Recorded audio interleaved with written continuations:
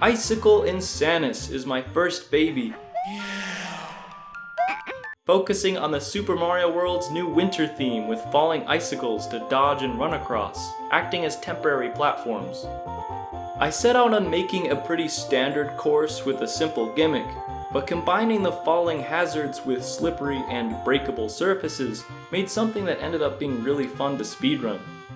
It features a progressively treacherous climb, then descent through a snowy mountain, with plenty of secrets and a minigame hut midway through. In crafting this, I really wanted to focus attention on the smaller details that can make levels come to life. For example, this is kind of based on Paper Mario the Thousand Year Door's Far Outpost, but I made all the pipes here blue to fit the cooler color palette, and to suggest that they've been frozen. This single one in the minigame hut is the exception though. It's green like normal because it's being thawed by a thruster while spitting out fire flowers. This sort of thing isn't necessary, it's just flair after all, but I hope anyone that notices will smile in the attempt at some polished atmosphere. One way I did blend aesthetic with gameplay though, as a sort of visual aid for the player they may or may not consciously recognize, is place these little budding sprouts onto the exact spot where icicles will fall. And if they're going to fall on something that isn't solid ground, they can still be seen directly below. This also isn't crucial by any means, and it might have been overkill, but I wanted something telling you to watch out that wasn't the object itself before it's too late. Another warning to look out for, and what I hope hammers in the tough but fair philosophy. Moving on to my next course, it's quite different, and stemmed from me wanting to try out the spiffy new 3D World playstyle. Based on the most recent Mario platformer after the ironically named New series, this toolkit adds unique course parts not available in the 4 main ones. Surprise surprise, the crate I mentioned earlier is one of them, and the next thing I chose to construct a course around. It's just a box, of course, but the crates surprisingly have a lot of utility in how they react with the environment. Because they have their own physics, they can be really helpful.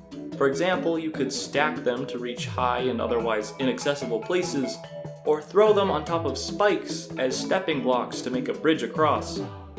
They can even be used as a hindrance, working as a barricade in conjunction with conveyor belts.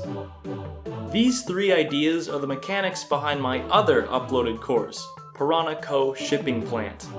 The concept is that this shipping factory named Piranha Corporation has coincidentally become overrun by enemies of the same name, and it's up to Mario, Luigi, to take back the plant from the plants.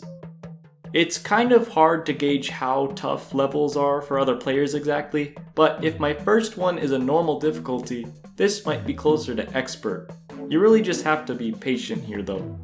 If you're antsy, it is possible to damage boost past these piranha creeper sections, but I always ensured you will at least take 1 hit. And it's discouraged anyway because afterwards you will have to face some other obstacles as Small Mario before your next Super Mushroom. Luigi. I have many secrets rewarding exploration too, so if you see anything out of place or a platform just out of reach, you can assume there's something hiding up there. The new Super Hammer is utilized in the second half of the level as well, where it's easy to take a hit, but if you're able to stay as Builder Mario, there's a reward for your skillful effort. But that's just about all I had to share for the design process and as a teaser. Hopefully it makes you want to check out these levels for yourselves.